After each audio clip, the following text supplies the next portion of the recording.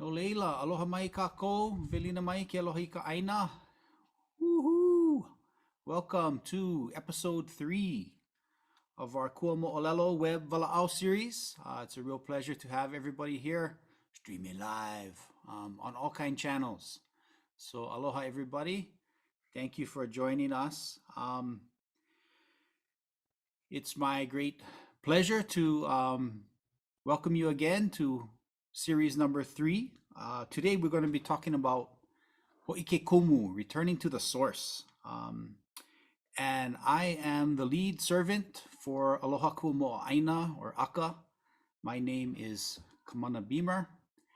And we are delving deep, in our series, just talking story about our relationships to Aina and each other and how it grounds us and guides us into the future.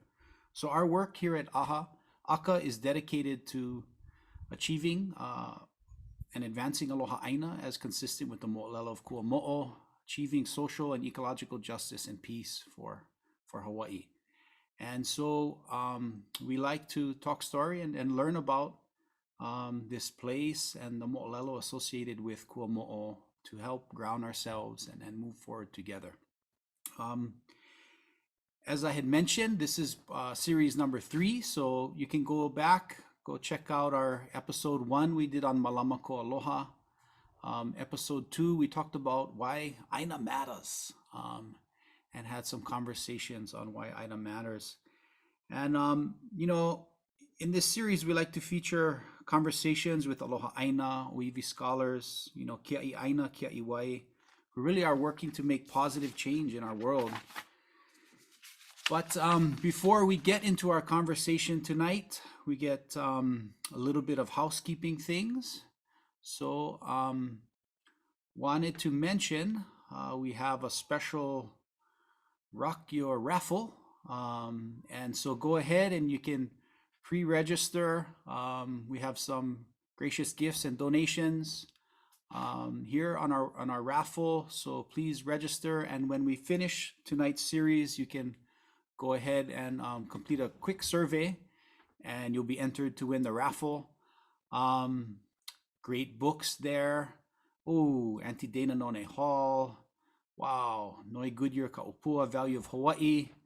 And man, my tutu's Talking Story, The Golden Lehua Tree. Beautiful album. Conversations in there. It's really, really good fun stuff. So yeah, go enter the raffle. So our goal tonight is to share stories around one of Aloha KuaMoʻolelo or Aka's core values, which is Ho'ike Kumu, returning to the source. And when we return to a source, we're talking about really the restoration of ancestor relationships, of mana, of ea, of mauliola. When we return to a source, we're talking about the restoration of our ancestor relationships. We're talking about the restoration of our pride, our dignity, in Kanaka, our integrity. When we restore our Aina, we restore a part of ourselves. We build a foundation that grounds our actions. It gives us a resolute sense of our kuleana, of who we are and what we want to achieve in alignment with the values of our ancestors. So ho'ike kumu, when we return to a source, to me that destroys kanalua. It destroys doubt, ambivalence, uncertainty, distrust, because you're rooted together in a source. And returning to that source, we know that Aina empowers, it liberates, it heals us, it grounds us. And so tonight we're going to talk about that process of reconnecting and returning to sources and kumu. And, we're going to talk about how having sites of restored places enhance our cultural practices and really how the preservation and restoration of Aina, enhances our cultural and human well-being. The health of the Aina is related to the health of the people. Our stories are more powerful when our places are preserved and alive and filled with the bodies of our people. And so tonight we have an esteemed panel, true mana wahine, wahine mana, however we want to say it, panel of amazing oiwi wahine that I'm deeply inspired by. And our panel includes Auntie Maile, my tutu's Hanai daughter, only daughter. I'm the only grandchild. She's the only daughter. We share that onlys. It's not that we're punahele by default, but I guess we are. No. But Auntie Maile is, she's a makua, she's a kumuhula, she's the executive director of Hula Preservation Society. She's a tireless advocate for the preservation and perpetuation of Hawaiian practices and culture. And so Auntie Maile, maybe you can start us out and maybe, share a little bit about yourself. What does it mean to ho'i ke kumu to you? And, what are some of the connections you have made to kumu? Well, mahalo for having me, Kamana. It's so nice to be with all of you. Coming from the windward side of Oahu in Kailua, that's where my roots were growing up. Spent a lot of time in Kaneʻohe, and so I actually grew to really love Kaneʻohe too. So beautiful, and fortunately our HPS office and archive are there in Kaneʻohe, so still get to spend a lot of time on the beautiful side of the island, even though I live in town now. And the sun is going down, so sorry, it's gonna pass the tree pretty soon. My light is kind of weird. But yeah, in terms of ho'i ke kumu, I had the great privilege of spending the last 10 years of her life with her, and that would be Auntie Nona, Ano. And to me, she was like the ultimate teacher of the family. And so it was really a privilege to be around someone who influenced so many people who also went on to become teachers and are still doing wonderful things to this day, having been inspired so many decades ago. But it's interesting because she always used to say, I only know what I know. I know what I've learned from my family, and in a sort of saying her knowledge was so limited or so focused, and we would probably beg to differ. But I think what she was really saying underneath it was that we need to honor all different lines and different paths that people have, to preserve, perpetuate, and all of those wonderful things that they're involved in, or just being in their communities and enriching their own communities. And so it's during the 10 years that we spent together that she got curious. Well, she never stopped being curious, but the curiosity this time led to Hula Preservation Society, because she wanted to go talk story with folks like her who were mostly born like in the 1920s, give or take. They'd been around for a while at that time, had seen a lot in their lives. And so kind of that's what we spent those years doing, was going and talking to kupuna like her from different communities on different islands and finding out, what their paths were about their communities, their opinions on things, the changes that they've witnessed in their lifetimes, and with their permission, documenting this all onto digital video. And even though they weren't all hula, maybe hula was an important part of their lives, but they really are a source, a source for us today, a source for their own communities, as well as us from beyond those communities on different islands. And so what has resulted from all of that talk story is a library that forms the foundation of Hula Preservation Society. That's the Oral History Library. So and if you didn't know about it before, I'm happy to share now, because I hope that is a source for all of us going forward, to be able to learn and do research and listen to our kupuna. So we invite anyone to contact us, and we're endeavoring to put more and more things online as we go. But we spent most of the first chunk of our time doing the oral histories, and while we could, while they were still with us. In terms of KuaMoʻolelo, I had a chance to go there in 2000 with Ano, and and it was when my hala was fairly new. And so, we would visit, say, the Browns at Keawaiki or the Ruddles at Paniao, and, hit up, just caravan around the island and meet up with all the folks that she was friends with, and they were happy to see her. But KuaMoʻolelo was always, a part of it, and Manono.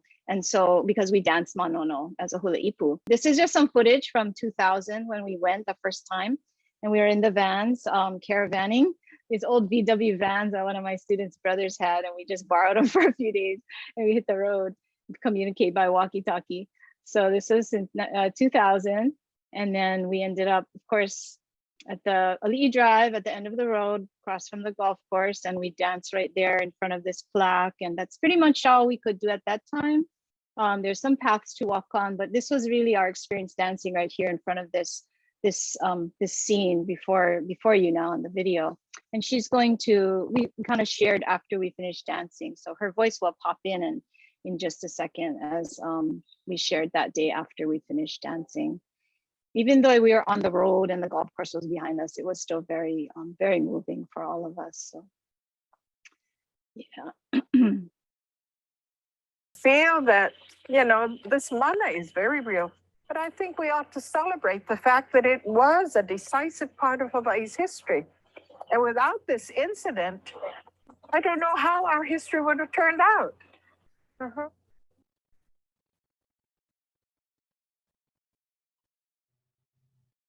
the family story that inspired me the most was the Battle of Kuamoʻolelo in 1890.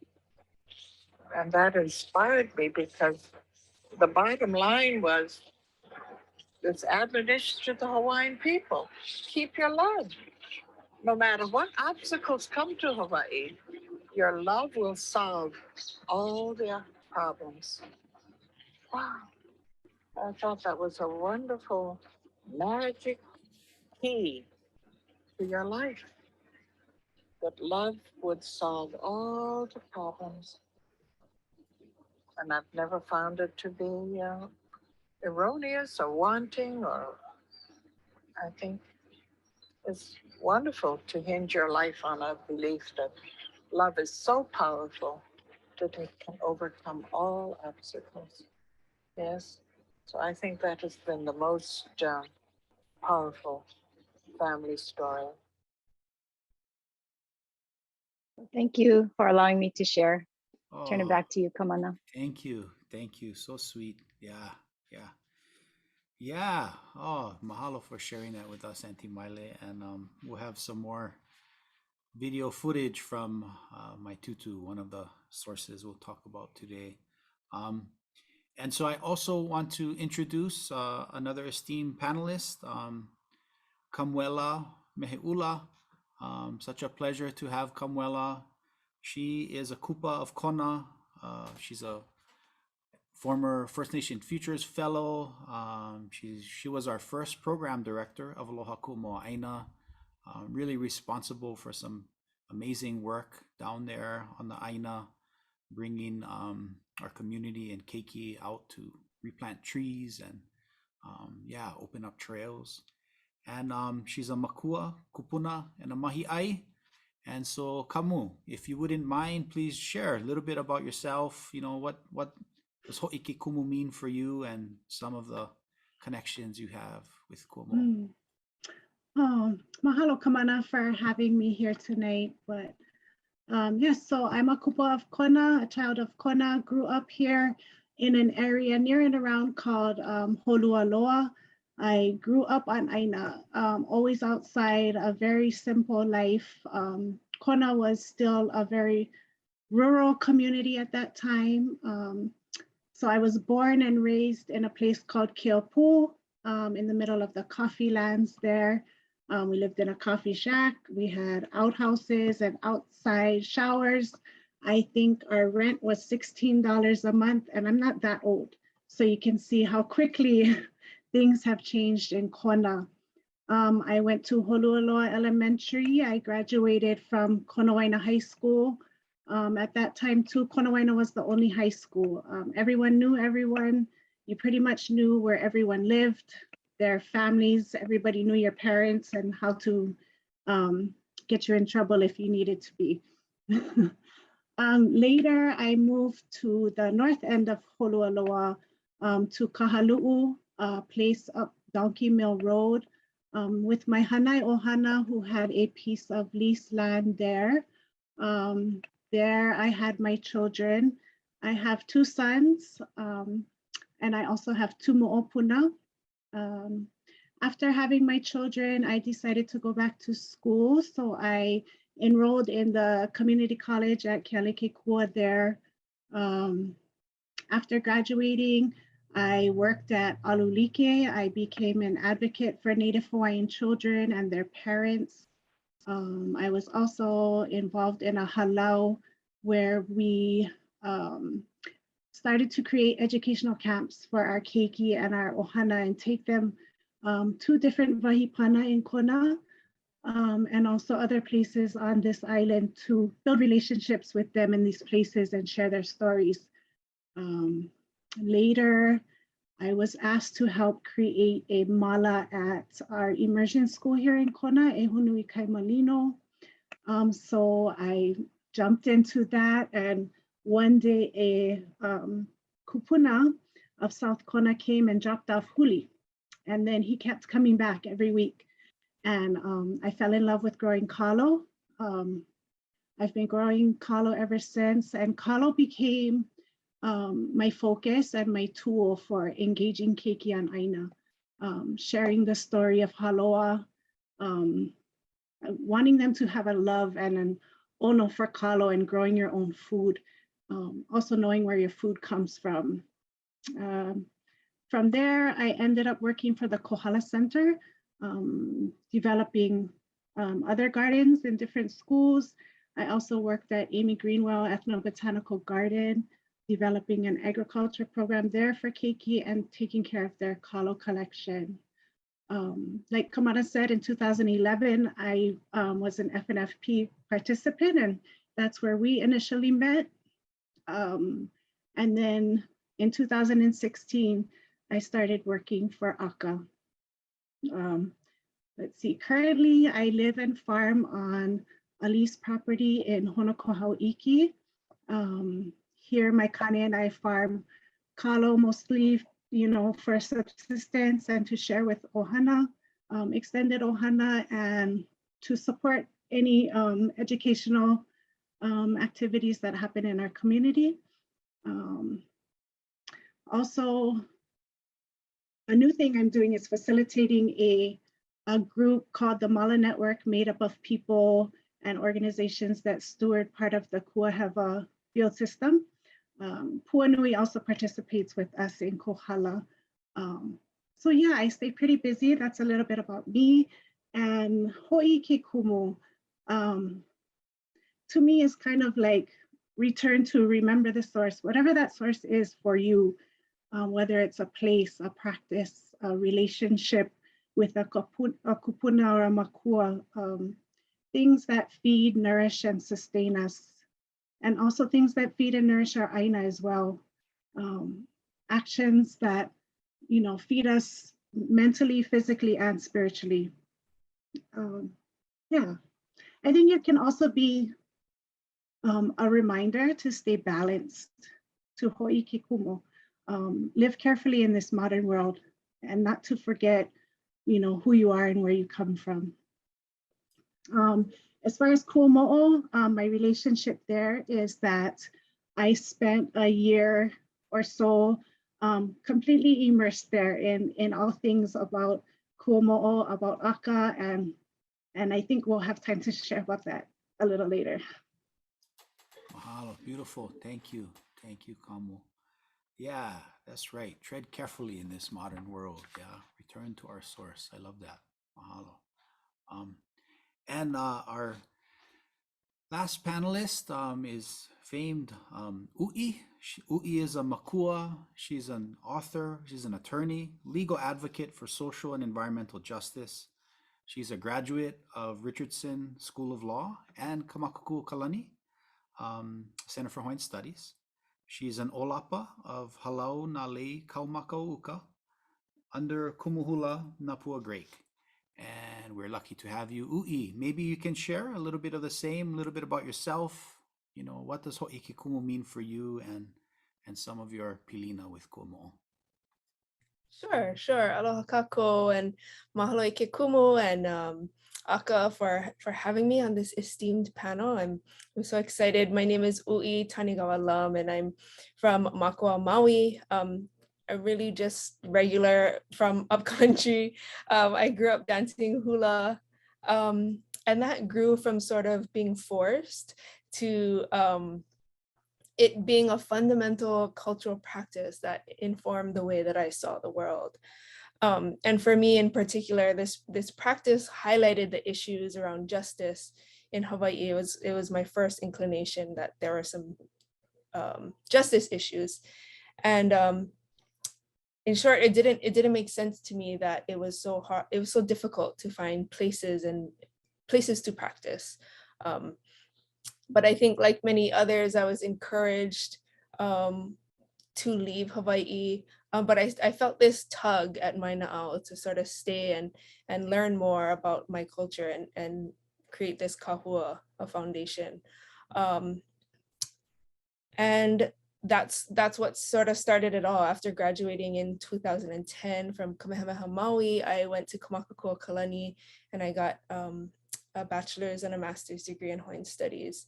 And Kumakamana actually was really integral to inspiring so much of the work I do now and the way that I do it. After that, I went to the William S. Richardson School of Law, where I got certificates in Native Hawaiian law and environmental law. And I also worked at OHA for a little bit while I was in the evening part-time program at the law school. Let's see, now I am an attorney and I currently work at Kahuliao Center for Excellence in Native Hawaiian Law, which is also at Richardson School of Law. And I help to run a nonprofit for fun that my husband Zach and I started, that's dedicated to catalyzing aloha aina through mele and other cultural practices. And we have a son, Kuawala Kamaleo Kauhale, who's a year and a half. So that said, I'm super honored to do this work and to be here, not only because it's fun, but also because there's so much work to be done. But that, I think for me, as I think of Ho'i ke kumu, it's about returning, I think, to our guiding principles as kanaka. And I think those principles are encapsulated in mele, in new pepa, it's in aina, it's within our pilina with one another, and it's our worldview. And so I think that knowledge informs the way that we interact in this, how we act in this world. And then when I also think about this idea of returning to the source, I think it's not just about returning, right? I think it's about relying on these sources to be able to inform our present day lives and work, and how we use those cultural practices, for example, to encapsulate our people's values, and how that can carry us forward. It's not just historical context. I think it can and should steer our present and future. But as far as KuaMoʻo goes, I first became familiar with KuaMoʻo when we did E Monono, similarly as a hula noho for the Merry Monarch Festival in 2015. So that was actually my first time there. And I was also writing the fact sheets for our Merry Monarch performance, which for me, the nerd in me, is the coolest thing because it contextualizes our dances, right? I think what we see on the Merry Monarch stage is always so aesthetically pleasing, and it makes you, it's so impressive. But for me as a practitioner, what's key to that performance is what's behind the mele. So those fact sheets gave me the opportunity to dive into what happened at KuaMoʻo, and maybe most importantly, why this moʻolelo of KuaMoʻo and Monono and place was relevant in the 21st century. So yeah, that was really, really transformative and life-changing. And that's my pilina to KuaMoʻo, and similarly to you folks. So mahalo for having me.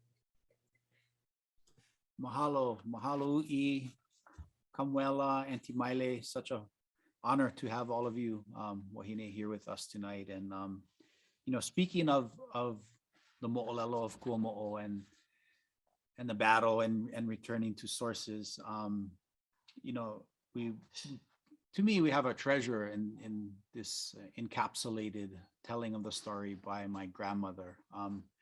Like Auntie Maile said, and she said in that video, you know, she would tell this story really often, and actually on her tombstone, you know, we encapsulated Malama Ko'aloha. As when we tried to think about, in the midst of all of that, with her passing, you know, what was my grandmother all about? And there really was no other phrase, you know. And so, yeah, so we have this powerful mo'olelo of her being able to share, you know, that really sets the context for kind of what was happening in 1819. And she has her own personalized version that I mostly borrow from.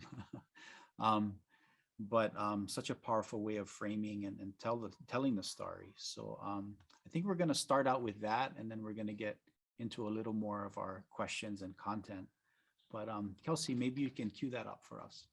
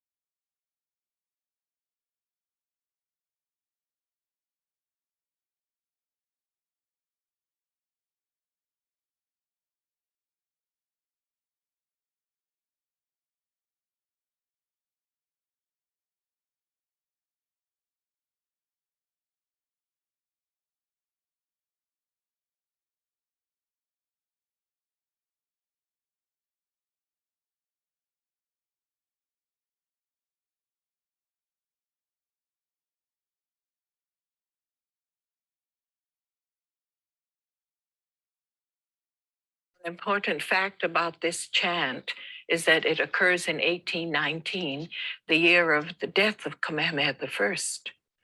So that was a very tumultuous time, and Liholiho becomes Kamehameha II.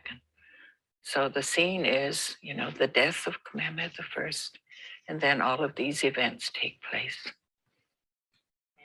Well, this should be a very interesting segment with the Battle of KuaMoʻolelo in 1819. And we are at the south end of Kona. The chants talk about the lava flats. I don't think it's so flat when we've gone there. It's a little hilly, not too bad. But at the end of Ali'i Drive, where the road comes to kind of a circle there are the slain bodies of the warriors. And the bodies were just covered with rocks and left there. And this was a battle of Hawaiians against Hawaiians. The conservative Hawaiians, led by High Chief Kekuaokalani, and his wife, Princess Manono. I think she figured very prominently in this whole scene. And Liholiho, Kamehameha II, that favored, as did Ahumanu, the abolition of the kapu system, the abolishing of the old religious ways, and Kekuaokalani saying, no, let us leave the old religion intact. Wow, what a tumultuous time that was. But the Hawaiians did it themselves. This was before the missionaries arrived in 1820. So the cousins go to battle. And in the chant, Manono asks her husband if she can take part in the fray, and he says no, but he will fix a hali'i for her made of uluhe fern, and she can rest there and watch the progress of the battle. She wanted to get in the fray. But with Kekuaokalani's army and their hand-hewn spears, and there was Liholiho's forces with cannon and musket. Oh, wait. Kekuaokalani Manona's army, they were no match. So early on, she sees her husband fall with a musket shot, and she runs down wailing, away, away. My grandma told it to us. I started to cry. She covers his face with his cape, and she picks up his spear, and she goes into the battle. And she keeps chanting, Koalohala, ea, koalohala. Keep your love, keep your love. No matter what obstacles come to Hawaii, keep your love. Boy, that's pretty powerful. Big lump in my throat. But it was real, and I'm proud to bear her name. I just wish I had the guts and gumption that she had, picking up that spear and going into battle. And then all of the forces taken to the stockade. You can just imagine the tears, the sadness, their voices calling out, Koalohala, ea, koalohala. Keep your love, keep your love. It's so quiet in Kona at night. There are no breezes, and so we imagine that all these voices are heard in the stockade, and they're wafted across to Ahuena, Kamakahono. And Liholiho hears, and he's wondering, what are those voices saying? And he comes at dawn, and he listens at the gate, and he hears them saying, Koalohala, ea, koalohala. Keep your love. There'll be no obstacle for Hawaii if you keep your love. That was the last battle, 1819, the Battle of KuaMoʻolelo. That's why this chant and this hula is so important, not just as a family message, but it's the belief that that's the way the world should live, in love. No matter what obstacles come, keep your love.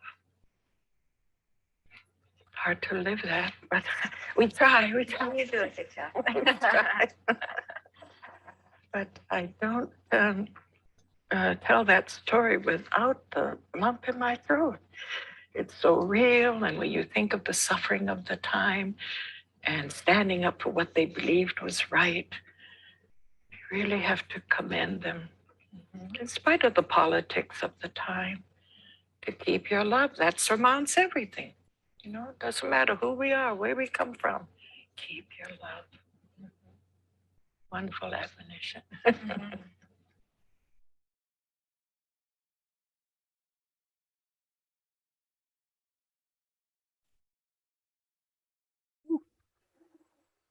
Yeah. Malama Koloha, keep your love, she would say. No obstacle for Hawaii if you keep your love. And I'm not sure I really got it when I was 15. And maybe when I moved into my early 30s, I started to kind of get a sense from the depth, I think, of what that really means. But to be honest, as a makua today, as a professor, sometimes it feels like the kuleana is crushing me, all the things I'm involved in. The idea of keeping our love, malama ko aloha, that aloha is active, and make it even more active by cultivating it. So powerful. And so maybe we can have a chance to share manao and some reflections now. And just open it up here. Watching Ano, Auntie Nona, all the names we called her. And some of you knew her personally. What do you think the value of kuamoʻo is, to you personally, and maybe for the broader lahu? And maybe we can start with Auntie Maile. I did want to say, for her, the story was so personal. She just seemed to get it from a young age. And I think partly maybe because it wasn't just a history of Hawaii, it was her family history. It was her lineage, it was her kuleana. And I think she also said how grandma added Manono Kalani to her name. she wasn't born with that as part of her middle name. And, you know, to have that as your name, and to, you know, to just that connection she had was so real. And fortunately, she made it real for us too, you know. And that's the beautiful thing about hula, you know, is that we can create connections on levels that involve all of our senses and inside and out and as deep as we can. But to go to the place to bring it all home is really special. So yeah, you know, I can only imagine the kuleana you feel, Kamana, being Punahele, number one, and only from Puna. But I think all of us sort of, you know, we do feel that kuleana. And I think for me, you know, she talks about Manono's guts, you know, and gumption and all that. I mean, she certainly had that herself, whether she saw it in herself or not. But I mean, just thinking back to, you know, Kamehameha and trying to break the ban on standing hula there and being so fearful with the students, and the way she tells it, it just was real. The fear was real. Or in the 90s, you know, when you're at Kamehameha and her writing a letter to break everything open. I mean, that, I know personally, that gave me courage to get out there and hit the streets, you know. And I mean, I don't know if she saw herself as that, having so much, you know, so much guts and gumption like Manono, but she certainly was that to me, and probably to many other people in terms of inspiring us. So, but I'm kind of reminded when it starts to get overwhelming that she always would say, you know, we all put a little in the calabash, dear. And that's true, right? I mean, we can't do everything. We all have our gifts and our things we can bring, and at different times in our life that will change. But you know, we all just do our part, and together, collectively, hopefully, it makes a difference. So that's just kind of what, yeah, that's what I'd like to share. Wow. Thank you, Auntie Miley. Yeah, and leave a little behind in that calabash for all our ohana to come and collect and gather. And yeah, I love that. Kamu, would you like to give your mana'o, you know, hearing my grandmother tell that story and all the time you spent at KuaMoʻolelo? Yeah, thoughts? Sure. I think I could really feel Auntie Nona's loving, compassionate spirit coming through, not only through this video, but by the way, Uncle Keola would always talk about his mother, and he would share certain stories, and he would tear up too, you know, and I wish that I was able to meet her. And also the way you, Kamana, so lovingly speak about your tutu, I can just really feel how special she was, and definitely how much love she had for KuaMoʻo and for this moʻolelo of her ohana and this place in Kona, and the way she describes it. And her aloha definitely lives on through you folks, and the kuleana that you carry, and this legacy of Malama ko aloha. And as far as KuaMoʻo, I think the value of KuaMoʻo to our lahui, I think is huge. I think the whole kapu system in itself, everything that happened around the battle, and it's an amazing example of our ali'i's governance. I think there's so many lessons that we have to still learn in there. And at the core of it, to me, speaks basically he ali'i ka'aina he kaua ke kanaka. And we all know today, there's many examples around us of what happens when we don't have a system that puts our aina and our resources first.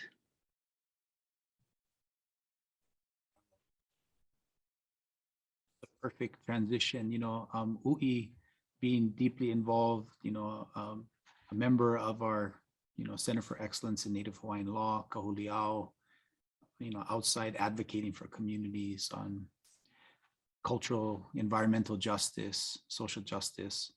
Yeah, what do you think when you hear this moʻolelo, and what is KuaMoʻo's role and value for the lahui? Yeah, mahalo. You know, I didn't know Auntie Nona personally, but I'm so fortunate to hear stories and watch videos like this, and learn from the parts of her that live on in her mo'opuna, like you folks. For me, you know, I think I've hearing Auntie Nona articulate aloha in that way, and I think it speaks to her tender spirit and approach too, is so special and moving. And this mele was really instrumental in the way that I conceptualize this idea of aloha, and it being right, not just between ipo or significant other or stuff like that, but it's that kind of aloha is the same aloha that we feel for Aina, and that like Kamo was saying, should inspire and inform the way that we govern our resources and our Aina. And I think as a people, you know, even modern day society, we tend to think of love as this fluffy, fun, butterfly feeling. Take Valentine's Day, for example. But what Manono's mele, and I think KuaMoʻo in particular, really helped me personally to realize is that aloha is bigger than this, right? And it implies kuleana. There's commitment. It's he'ukana lu'ulu'u. It's a heavy burden. And I think that's what Kumakamana was speaking to as well. And that's something that really inspires me. It's this broader view of aloha, and it not just being this sort of fluffy, fleeting emotion, but actually ties us to Aina and gives us kuleana to place. Mahalo, mahalo.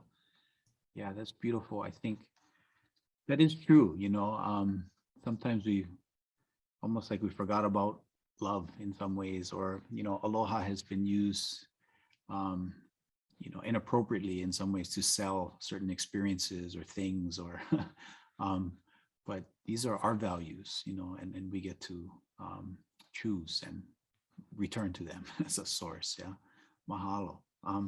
Maybe we can kind of move to individual sort of experiences and some of the times that we've shared around KuaMoʻo. And so maybe I'll transition to Kamu. You know, we still have the beautiful fenced pa, you know, and site for some dryland forest restoration efforts. And, you know, you were so instrumental in achieving that and starting that off for us, Kamu. And, you know, I remember spending some time there together, and yeah, it was always special, and could sense that love you had for being a kupa of Kona and of that place. So what was it like, you know, for you to bring back Keiki Haumana community to KuaMoʻo, you know, after so many years, the time alone you spent there in silence? Yeah. Yeah, I think it was really a process. I mean, before even hosting Keiki and Haumana there, I think, first of all, the timing for me to participate in this project in the first beginning stages of AKA was just totally perfect in the timing in my life. And I was able to kind of just take a pause from all the busyness and everything that was going on and just jump into this. You know, I've never worked on a project like this before. So at first I had to get over the fact that I actually said yes to do it. You know, I was like, okay, come on, you're a little bit crazy, you know, but I needed to be comfortable first. KuaMoʻo can be viewed, you know, especially at that time and all of this, and as a very heavy place for some people. And they may think, you know, one is crazy to go work out there on that Aina. So I decided for myself, and you know, making makaukau for this, that it's been almost 200 years since this battle had happened. Since then, there's been cattle and ranchers and goats and pigs and everything trampling all over this Aina. I had all the good intentions. I had all of you folks behind me, and you know, I decided that I was going to be okay. So I jumped in, I did all the research that I could. I spoke with everyone that I knew that would have ike to the place, invited some of my best friends and kumos that I knew that would come and share valuable ike with me. And I spent a lot of time there. That's the part that I think I really loved the most was I was on Aina a lot. One of the first things that I did was clean.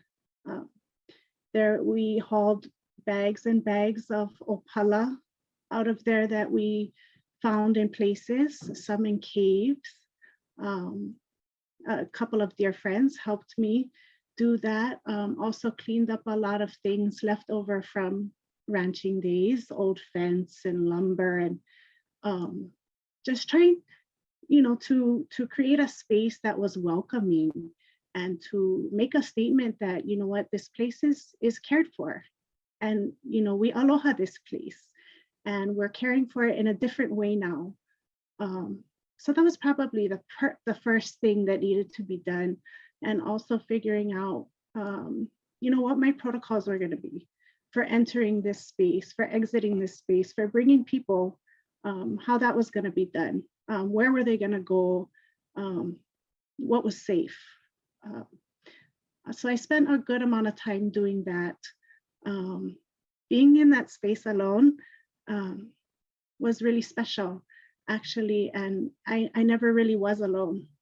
I knew that there was kupuna with me, and after spending a good amount of time, I learned to hear them when they were answering and when they were confirming that what was happening was my kai, and that was their approval. Once Keiki did come and Hawana came, it was beautiful. Having their voices there, their presence. I think Keiki bring light, they bring joy, happiness, their inquisitive minds. I would take different parts of the mo'olelo and make it relevant to them or try and relate it to their life today. And it was super important to me that they would go away from KuaMoʻo remembering something or having some sort of a pilina to the story, to the place, so that they would never forget it, or they would be able to share something about the place when they went home or with their friends.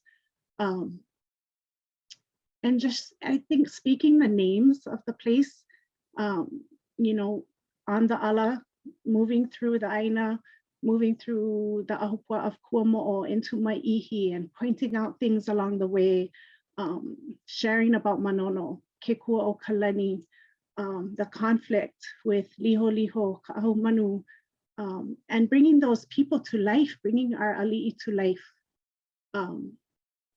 Yeah, it was really special. I think what was interesting in preparing for tonight, I haven't been back to KuaMoʻo. It's been a while. I probably should visit soon. But I started thinking about certain memories I had there, but I was overwhelmed with feelings of what the sun feels like there.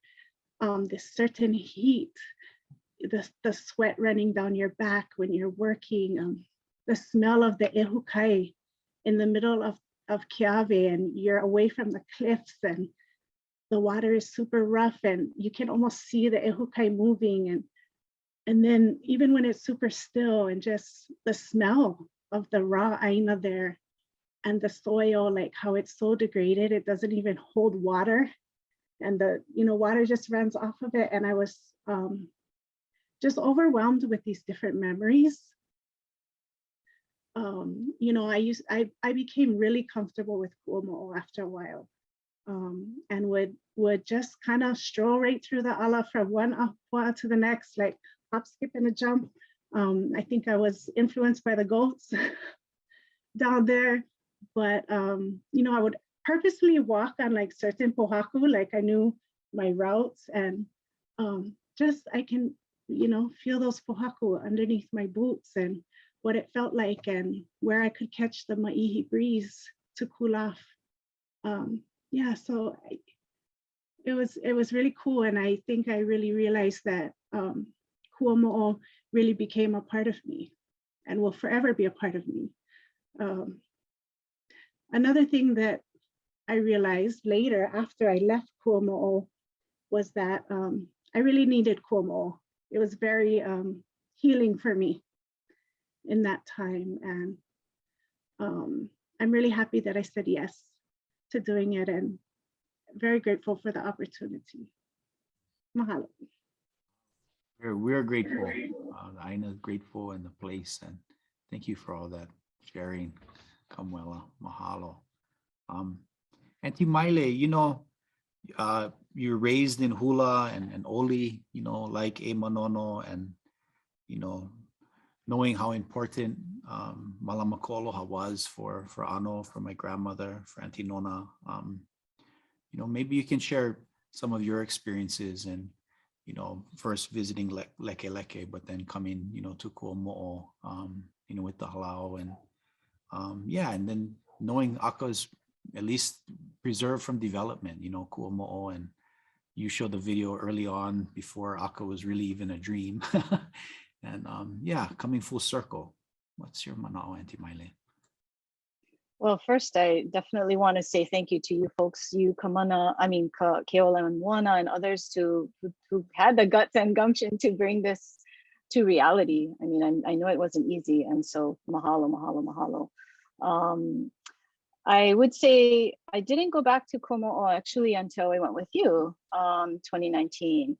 So my only experience prior to that was, you know, at the roadside. And it was interesting that time because we had just come from doing this big project in Kohala for the 200th anniversary of the passing of Kamehameha in 1819. And so to go from, you know, doing this huge hula ki'i project with the halau up in Kohala for that kind of focus, and then 2 days later being at KuaMoʻolelo and being there in a different way, in a different place, and really getting to experience it in anew and be there with you was pretty mind-blowing when you think about historically, you know, how those two are tied together, and to experience them 2 days apart like that too was kind of trippy.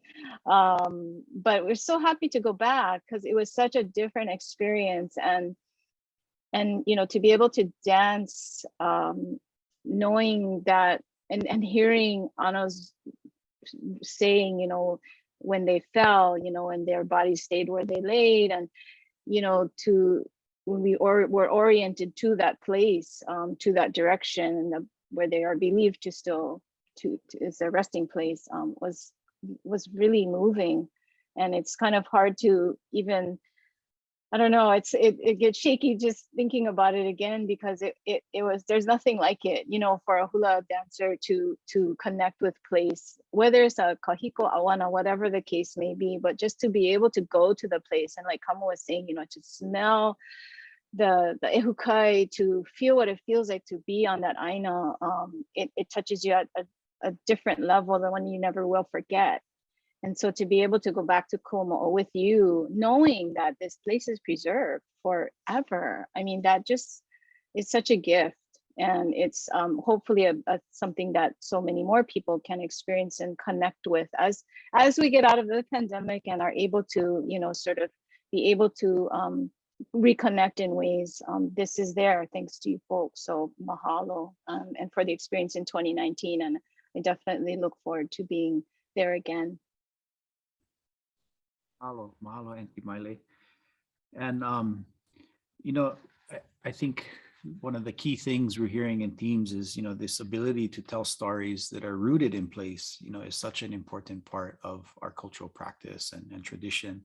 And you know, we're gonna share a short video now. You know, U'i, actually, if I remember right, you came even before Aka was formed, when, you know, I brought my law school class, myself and Professor Malia Kuragawa, we brought a group of students, right, as we were trying to form Aka, and it was sort of a dream. And and then you know, you came back again. So we're gonna show a short clip from when we were first beginning the process of forming Aka, and you know, trying to get KuaMoʻolelo preserved. And in 2014, Halau Nalei Kaumakauuka under the direction of Kumuhula Napua Greg, visited KuaMoʻo, kind of in preparation for their 2015 Merry Monarch performance. And so we'll watch a short clip from that, and then we'll go talk story with Ui. I think it was overwhelming because we can physically see here at KuaMoʻo, in the beginning here at Leke Leke, where the burial mounds of Liholiho's army have been repaired and reconstructed and respected. And then we venture beyond and we go into KuaMoʻo and see where the final resting place of Manono, Kekuaokalani, and their followers is overgrown and covered with kiave. And then we physically see that even in their death, they were not given respected last rites. I think that was extra hurtful to come and physically see the difference of the winning and losing side of this battle.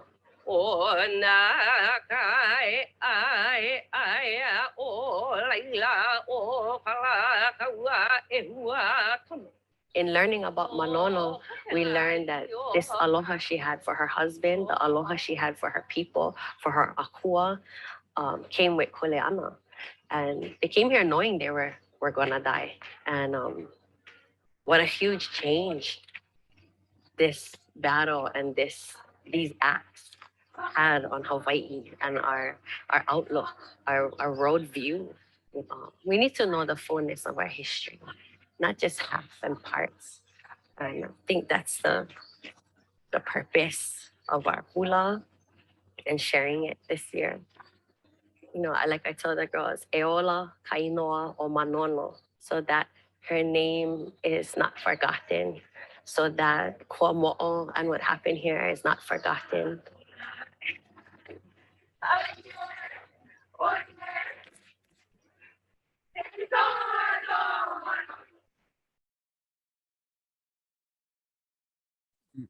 Mahalo, mahalo. And so that was 2014. You know, Ui, you've been a hula practitioner for most of your life, and you've devoted so much of your time, you know, your mana, your energy, your aloha into this practice. And, you know, in preparing for this particular performance, which was amazing, we didn't show you on the grand stage, and your halau, you know, what was the experience like to visit, you know, KuaMoʻo in this location when you knew you were going to tell this story really on this amazing stage?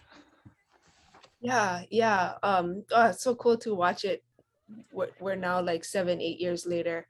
But I think, to put it simply, it was really transformative, personally and as a practitioner going to perform this and on that stage. And I think when I think about it from the perspective of a dancer, right, whose kuleana it is to convey a specific message that lives in the text of the mele, going to KuaMoʻo and grounding myself on that aina is not only, it was so transformative for the way that we understood and internalized that mele, to see that place. And also to come back to the same place that these our ali'i were, right? So many years before that, 200 years. And it was so special, not just to be there, but to be able to dance that specific mele, and to retell that story to the aina through hula. So for us as dancers, it really underscored our role as practitioners and how to embody the place and the values that mele promoted. So I think now that I'm looking back at it and thinking about it, KuaMoʻo was really instrumental in reinforcing the idea of Manono and Kekuaokalani's incredible leadership and commitment to their beliefs, and to those who followed them into battle. But I think what's cool is that this one mele, right, this one mo'olelo helped to contextualize this fundamental idea of aloha and how that sort of fuels my work now. So it's transformative, and it's so special to rethink about it now, so many years later.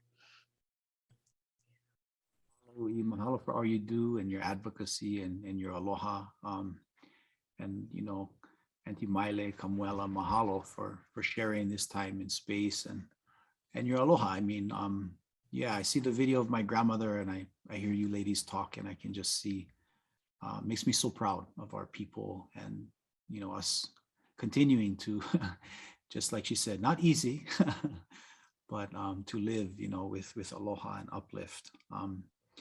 And, you know, it is amazing. It feels transformative for me. You know, I bring my keiki there now, and, you know, keiki from other places can come and visit KuaMoʻolelo and hear the story there on the place. Whereas for me in my lifetime, you know, just seeing that plaque and all the work that was done on Leke side was transformative. Like, wow, look at that. I remember going there before that was there, you know, but now my keiki, it's hard for me to express to them.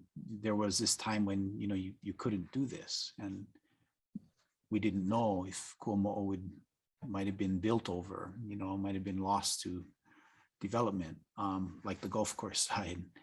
And yeah, so I don't know in some ways how to convey that to the upcoming generation, that they don't live it anymore. You know, they get to be on the aina. That's beautiful. That's like something we accomplish for the next generation.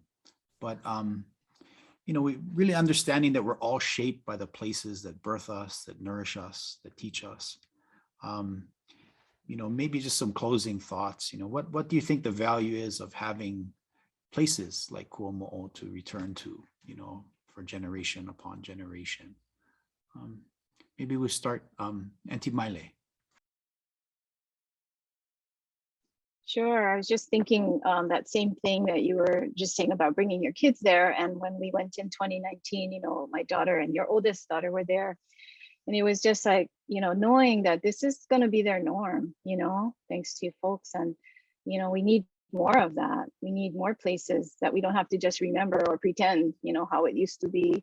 And so we just keep at it, right?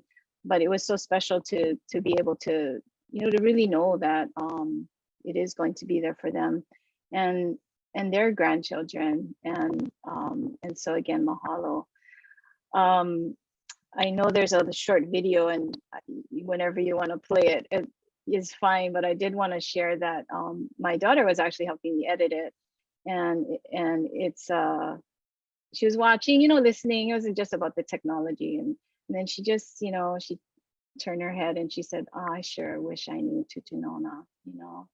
And so I mean, it's not the first time she said it, but you know, it makes me it just so touching, because knowing that even though it's a recording, you know, you can still be touched by their hearts and their spirits and their voices. And I think that, you know, being able to hear her voice and go to KuaMoʻolelo, it brings her to life, it brings the place to life, and just being able to have that as a part of our lives and our spheres going forward is such a gift. So just grateful. Many things to be grateful for. Mahalo. And we're going to end with that video.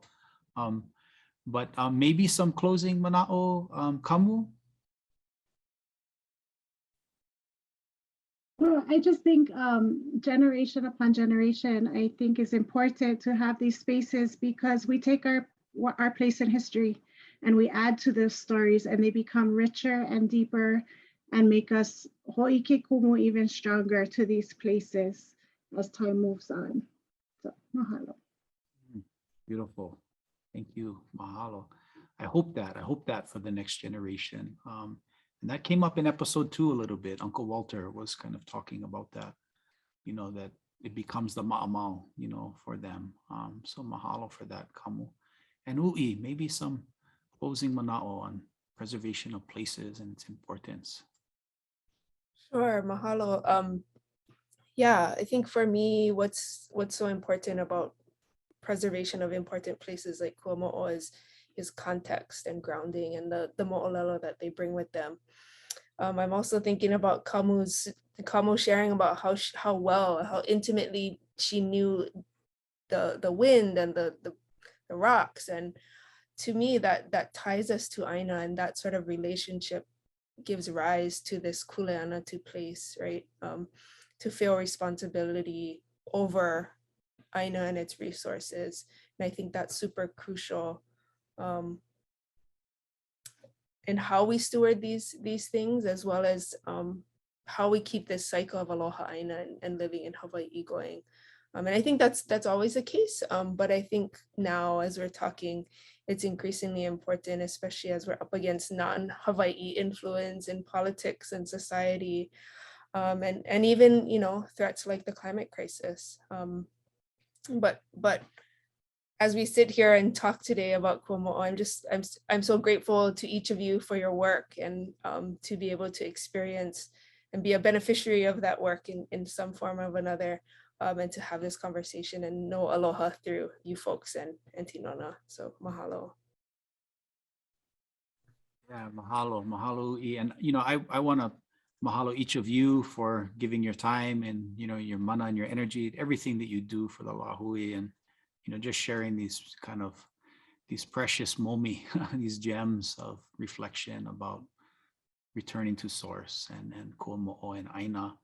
You know, I also want to really thank our board, you know, Uncle Keola, Dr. John Osorio, Uncle Neil Hannes. I want to thank Auntie Margaret Shatauer, Kyoki, you know, so many people that were involved in achieving, you know, where we are in helping to preserve KuaMoʻo, the many donors, Trust for Public Lands, and others that were really involved.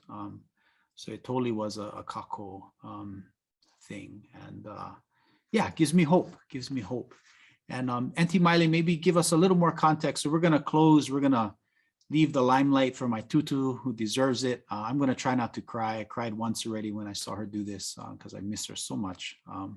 But yeah, maybe you can cue this up for us, Auntie. Yeah, sure. I'd be happy to.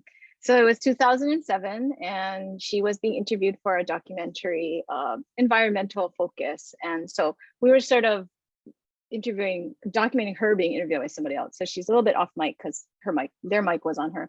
But it was just, she was being asked about things like you know, environmental issues and Aina. And so just a little montage to share from 2007.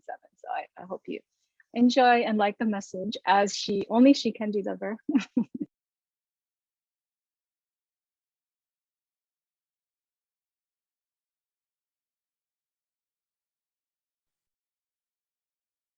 There's no difference between land and love and family. It's all one and the same. The land is a living thing, like it's part of your family. Everything you do is for the good of the land. Everything you put into it, that you will get out of it, is for the good of you, your people, your family. It's all one and the same. If we can learn that one concept, we're home free. Aina means land, and land means life, and life means love. You've got it all in a nutshell.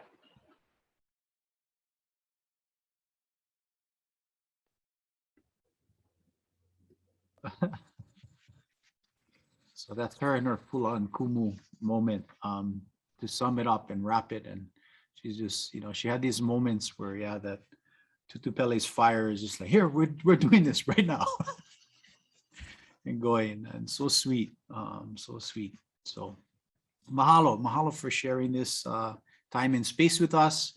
We're gonna wrap up episode 3 of Returning to the Source.